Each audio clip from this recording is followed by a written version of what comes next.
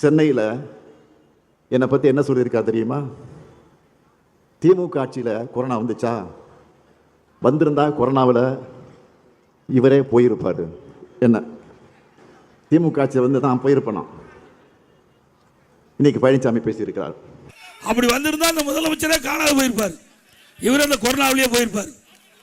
பழனிசாமி அவர்களை, என் மரணத்தை பற்றி பேசுறீங்களே, மரணத்தை பார்த்து கலங்கக்கூடியவனும் பயப்படுகிறவனும் நான் அல்ல. கொடுஞ்சரின் கொடுமைக்கே பயப்படாத நான் இந்த கொரோனாவுக்கே பயப்பட போறேன்.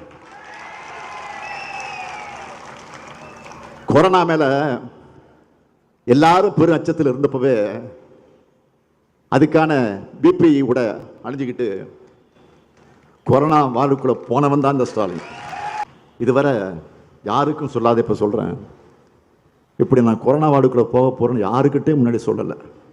இப்படி சொல்லாமல் போன காரணத்தில் என் மனைவி துர்காவதி இருக்காங்க பாருங்க, வருத்தப்பட்டு என்கிட்ட கோச்சிக்கிட்டு ஒரு வாரம் பேசவே இல்லை. சத்தியம்.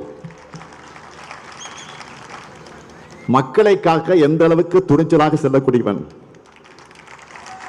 அதுக்கெல்லாம் பயந்து நான் அரசியல் தலைவராக இல்லை.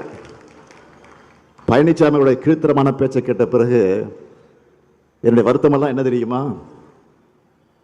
தந்தை பெரியார், பேரறிஞர் அண்ணா, பெருந்தலைவர் காமராஜர், மக்கள் தலைவர் எம்ஜிஆர், இனமான பேராசிரியர்னு எத்தனையோ பண்பாடு மிக்க பெருந்தலைவரோடு நேரில் பழகக்கூடிய நீண்ட அரசியல் அனுபவம் கொண்ட நான் இன்னைக்கு இவருக்கெல்லாம் பதில் சொல்ல வேண்டிய நிலை இருக்கேன்னு நினைச்சு உண்மையிலே வருத்தப்படுறேன். அதிமுக பொதுச் செயலாளரான பிறகு பழனிசாமி ஜெயிச்சதே இல்லை.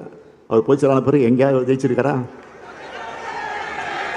திமுக தலைவரான பிறகு உங்களோட ஆதரவால நான் தோத்ததே இல்லை.